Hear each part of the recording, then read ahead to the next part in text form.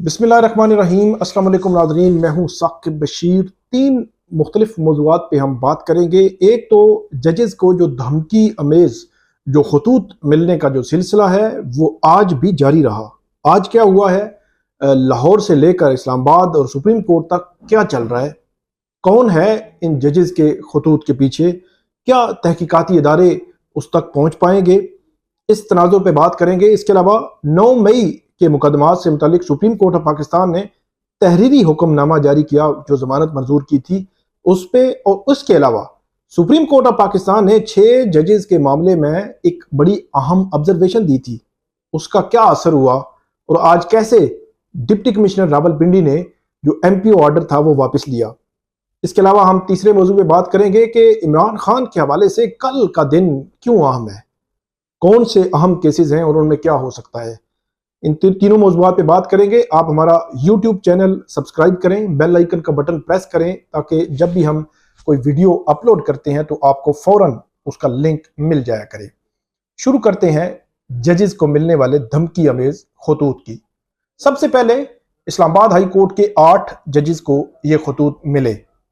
उन के जो स्टाफ था, 2 जजेस का स्टाफ था, जस्टिस मियां गुल हसन औरंगजेब और जस्टिस सरदार इजाज इसहाक खान।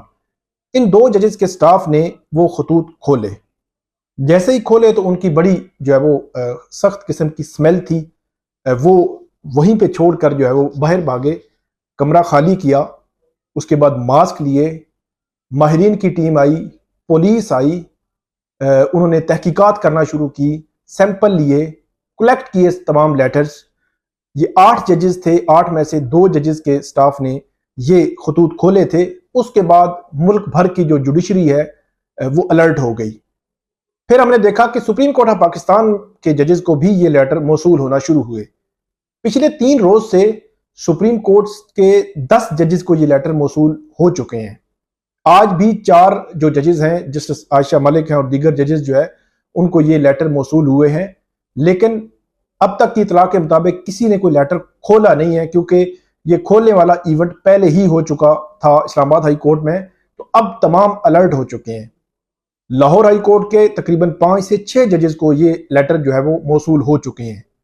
वहां पे भी मुकदमात थाने, जो CTD थाना है लाहौर में, यहाँ पे सुप्रीम कोर्ट ऑफ पाकिस्तान की अलग FIR है, इस्लामाबाद हाई कोर्ट की अलग से FIR है। तहकीकाती इदारे तहकीकात कर रहे हैं। लेकिन इस तमाम तनाजुर में एक चीज बड़ी अहम है, वो ये है कि ये मामला एक मुनज़्ज़म मुहिम लगती है, कि मुनज़्ज़म तौर पर कोई बंदा, ग्रोह, तंजीम कोई इसके पीछे है जो ये काम कर रही है, और उसका मकसद जो जुडिशरी है, जो अदलिया है, उसको डराना, धमकाना और थ्रेट करना है। और ख़ास तौर पर अगर बात की जाए तो उसके अंदर जो पाउडर है वो पाउडर एंथ्राक्स जो पाउडर था बताया जाता है। और जो 9/11 के बाद जो अमेरिका में, यूरोप में, उसमें कुछ हलाकतें भी हुई थी, और उस एंथ्राक्स पाउडर जो है वो तो बड़ा ख़तरनाक कहा जाता है, उसके असरात बड़े ख़तरनाक होते हैं। लेकिन ये एंथ्राक्स तो नहीं निकला अभी तक, जो है वो उसमें इसमें नमूने लिए हुए हैं, जारी हैं तहकीकात। कुछ जो है वो बताया गया है कि ये कौन सा पाउडर है। ये ख़तरनाक तो नहीं है लेकिन नॉर्मल भी नहीं है, इसमें कुछ न कुछ खतरा मौजूद है। तो इसका मतलब यह हुआ कि खतरे के निशान वाले वो पोस्टर और ये पाउडर, और उसके साथ ही एक तहरीर, अदलिया मुखालिफ तहरीर लिखकर भेजना, इस चीज की निशानदेही करती है कि ये डायरेक्ट थ्रेट दिया जा रहा है, खौफ फैलाया जा रहा है, और डायरेक्ट जो है वो उनको मुतनब्बे किया जा रहा है। तो ये सारा जो सिनेरियो है, एक मुनज़्ज़म मुहिम चल रही है। शाहर दस्तूर पर 2 बड़ी अदालतें हैं, इस्लामाबाद हाई कोर्ट और एक सुप्रीम कोर्ट, अदालत आलिया और अदालत उज़्मा। लाहौर हाई कोर्ट, इनके 24 के करीब जजेस को ये खतूत मौसूल हो चुके हैं। अब देखना यह है कि जो हमारे तहकीकाती अदारे हैं, क्या वो इसका जो है वो पता लगा सकेंगे कि इनके पीछे कौन है जो इस मुनज़्ज़म मुहिम को लेकर लाहौर से इस्लामाबाद तक उसने थरथली जो है वो मचा दी है। पूरी जो पाकिस्तान पोस्ट है, हुकूमत जो है वो हिल के रह गई है, और हुकूमत की जानिब से ये कहा गया है कि इसकी तहकीकात करेंगे। तो अब इम्तिहान जो है वो तहकीकाती इदारों का शुरू हुआ जाता है, जिसने अभी तक इस हवाले से कोई क्लू नहीं मिला। ये एक ब्लाइंड किस्म का केस है। माजी में हमने देखा कि जो जैनब कत्ल केस था कसूर का, उस केस में एक ब्लाइंड केस था, कई हजार लोगों के टेस्ट हुए, उस टेस्ट में एक बंदे को आइडेंटिफाई कर लिया गया और उसी को आइडेंटिफाई किया गया जो उसमें मुलव्विस था।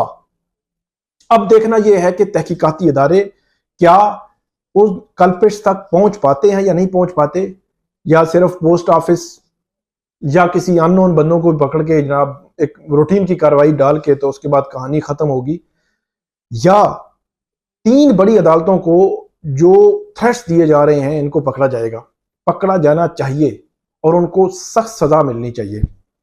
तो ये एक सिनेरियो जो है वो बन रहा है, एक नया सिनेरियो बन रहा है बड़ा खौफनाक किस्म का। तो ये अपडेट है इस हवाले से, और इसको 6 जजेस का जो खत है उसको अलग से नहीं देखा जा सकता। मेरा कहना यह है कि 6 जजेस ने खत लिखा, फिर 184(3) अज खुद नोटिस लिया गया और उसके बाद ये मामलात हुए, उससे अलग थलग नहीं देखा जा सकता। लेकिन हतमी तौर पर कुछ नहीं कहा जा सकता कि इसके पीछे है कौन। तहकीकाती इदारों को वो नाम जरूर सामने लाने चाहिए और तहकीकात करके उस जो है वो पॉइंट पर पहुंचना चाहिए कि इसके पीछे कौन है। अब दूसरे मुद्दे पे आते हैं, वो है जो सुप्रीम कोर्ट ऑफ पाकिस्तान ने रावलपिंडी में 9 मई के मुल्जमान के हवाले से जो फैसला दिया था, उस फैसले का तो हशर व नशर हो गया। रावलपिंडी के डीसी ने उस फैसले, सुप्रीम कोर्ट के उस फैसले को जूते की नोक पे रखा, और वो लोग जो जब रोबकार जारी हुई सुप्रीम कोर्ट के ऑर्डर की रोशनी में, जमानत मंजूर हुई, सुप्रीम कोर्ट ने जमानत मंजूर की, सुप्रीम कोर्ट ने सवालात उठाए प्रोसिक्यूशन पर, पुलिस की तफ्तीश पर, पुलिस की FIR पर, पुलिस के जो सबूत थे उस पर सवालात उठाए, पुलिस के कंडक्ट पर सवालात उठाए कि कैसी आपने इन्वेस्टिगेशन की है, कोई रेलिवेंट चीज आपके पास मौजूद नहीं है। गवाह कौन है? गवाह जो है वो जो लाहौर में मौजूद था, पुलिस अफसर कोई ASI। उसके बाद जब ऑर्डर आया सुप्रीम कोर्ट ऑफ पाकिस्तान का, तो उस ऑर्डर में भी यही चीज लिखी हुई थी कि जो रेलिवेंट डाटा है, एविडेंस है, वो आपने कलेक्ट करना था, केस बनाना था, तभी किसी बंदे को आप अंदर रख सकते हैं, इसके अलावा आप बंदे को अंदर नहीं रख सकते। लेकिन इसके बावजूद जो मुल्जमान थे उनकी पहले इंसदादी दहशतगर्दी अदालत से, फिर हाई कोर्ट से जमानतें खारिज हुई, फिर वो सुप्रीम कोर्ट गए, और इस दौरान मई से लेकर मार्च तक का ये दौरानिया बनता है। और ये आप अंदाजा लगा लें कि ये तकरीबन 10 माह बनते हैं। 10 माह बाद अदालत ने उनकी जमानतें मंजूर की, और सुप्रीम कोर्ट ऑफ पाकिस्तान जो इस मुल्क की सबसे बड़ी अदालत है, उसके जजेस ने यह हुक्म दिया कि इन मुल्जमान को रिहा कर दिया जाए। वो मुल्जमान जब अडियाला जेल से बाहर निकलते हैं तो उनको रावलपिंडी के डिप्टी कमिश्नर ने MPO में गिरफ्तार दोबारा कर लिया। फिर 184(3) अज खुद नोटिस 6 जजेस के खत के मामले में जब समाअत हुई, तो उस समाअत के दौरान जस्टिस अतर मिनल्ला ने पहले, फिर जस्टिस मंसूर अली शाह ने अटॉर्नी जनरल को यह याद दहानी कराई कि आप ये कह रहे हैं कि सब बेहतरीन चल रहा है, अदालती अहकामात की ये हुकूमत पाबंदी कर रही है, कोई हुकूमत सोच भी नहीं सकती कि वह अदालती अहकामात की खिलाफ वर्जी करेगी। लेकिन जस्टिस मंसूर अली शाह ने कहा कि आपके कौलो फेल में तजाद है। एक तरफ सुप्रीम कोर्ट ऑफ पाकिस्तान मुल्जमान को जमानत देती है और आपके DC MPO में उनकी गिरफ्तारी डाल देते हैं। उस वक्त फिर अटॉर्नी जनरल को यह तस्लीम करना पड़ा कि जो रावलपिंडी के DC ने गिरफ्तारी डाली जो MPO के तहत, वो दुरुस्त नहीं। उसकी वजह जस्टिस मंसूर अली शाह साहब ने कहा कि MPO के हवाले से तो जजमेंट भी आ चुकी है, और वो जजमेंट है जस्टिस बाबर सत्तार की। इसके बावजूद गिरफ्तारी डाली गई, इख्तियारात इस्तेमाल किए गए, और सुप्रीम कोर्ट के सामने अटॉर्नी जनरल ने जब तस्लीम किया, और इस्लामाबाद जो सुप्रीम कोर्ट है उसने अपने ऑर्डर में भी ये लिखा था कि इसमें वो एविडेंस नहीं आए जो के बंदे को मजीद जो है वो जेल में रखा जाए। उसके बाद आज ये खबर आती है कि जो डिप्टी कमिश्नर है उसने वो जो MPO के ऑर्डर्स थे वापस ले लिए, तो अब मुल्जमान जो है वो रिहा हो जाएंगे, रिहा हो चुके होंगे इस वक्त तक यकीनी तौर पर, क्योंकि सुप्रीम कोर्ट ने काफी बरहमी का इजहार किया था। तो ये दूसरा मामला था हमारा, अहम केस था, अहम ऑब्जर्वेशन, अहम मामला था। और तीसरा मामला है कि इमरान खान के केसेस के हवाले से कल का दिन क्यों अहम है। कल इमरान खान और बुशरा बीबी की इद्दत में निकाह का केस, जिसमें 3 फरवरी को उनको सजा हुई थी और ये सजा थी 7 साल कैद की सजा और जुर्माने की सजा थी। जो कुदरतुल्ला सिविल जज, सीनियर सिविल जज कुदरतुल्ला ने ये सजा दी थी। उस सजा के खिलाफ कल इस्लामाबाद की सेशन कोर्ट में शाहरुख अर्जुमंद जो सेशन जज हैं वो समाअत करेंगे और उसमें इमरान खान और बुशरा बीबी ने सजा मुअत्तल करके जमानत पर रिहाई की दरखास्त दायर कर रखी है।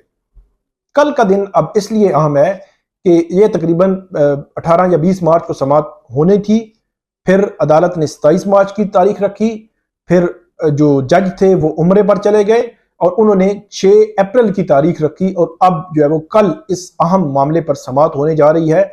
और कल समाअत में फिर डिटरमिन होगा कि अदालत जो इमरान खान और बुशरा बीबी की सजा मुअत्तल करके जमानत पर रिहाई करती है या नहीं करती, एक सवाल।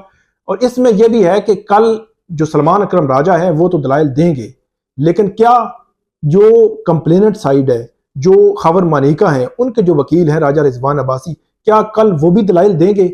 ये बहुत आम सवाल है। अगरचे जो इद्दत वाला केस है वो तो सुबह 9 बजे से रात 11 बजे तक ट्रायल कोर्ट जो है वो जज कुदरतुल्ला जो है वो जेल में, अडियाला जेल में चलाते रहे हैं। हेस था, जल्दी थी, मतलब को ऐसा लग रहा था कि कोई मतलब कहीं पहुंचना है और उससे पहले पहले केस को खत्म करना है। तो क्या अब उनकी सस्पेंशन ऑफ सेंटेंस पिछले 2 समातें नहीं हो सकी? पिछले 10-12 रोज से 3 फरवरी को ये जो है वो सजा सुनाई गई थी, उसके बाद अपील भी फाइल हो गई थी, लेकिन अब तक कोई कंक्रीट समात नहीं हो सकी। तो कल जो है वो इस पे अहम समात हो सकती है और फैसला भी इस पे कुछ कह नहीं सकते, लेकिन कल अदालत का मूड पता चलेगा। और जो कंप्लेनेंट के वकील हैं क्या वो कल आकर इसमें आर्गूमेंट्स करेंगे, ये भी पता चलेगा। कि वो जो जब ट्रायल कोर्ट में थे तो वो तो बहुत जल्दी में जो है वहां पे मौजूद थे, सारा ट्रायल भी कंक्लूड कराया। तो ये मामला है बड़ा अहम। दूसरा, 190 मिलियन पाउंड केस में कल अडियाला जेल में दोबारा समाअत होगी। जज जो है एहतसाब अदालत के नासिर जावेद राना वो समाअत करेंगे और उस समाअत में मजीद गवाहों के बयानात होंगे। बुशरा बीबी को बनी गाला से अडियाला जेल लाया जाएगा। इमरान खान की फैमिली, इमरान खान के जो वकला हैं और लीडरशिप जो है पीटीआई की, वो भी वहां पे मौजूद होगी। और उसमें फर्दर फिर क्या होता है, गवाहों के बयानात में क्या होता है, इमरान खान की टाक क्या होगी, बुशरा बीबी क्या बोलती है, उस तमाम तनाजुर को भी हम आपके सामने रखेंगे। कल जो भी अपडेट होगी वो आपके सामने रखेंगे। तो ये आज के हमारे 3 टॉपिक थे। उम्मीद है आपको ये पसंद आएगी वीडियो। हमारा यूट्यूब चैनल सब्सक्राइब करें, बेल आइकन का बटन प्रेस करें, ताकि जब भी हम कोई वीडियो अपलोड करते हैं तो फौरन आपको उसका लिंक मिल जाया करे। बहुत शुक्रिया।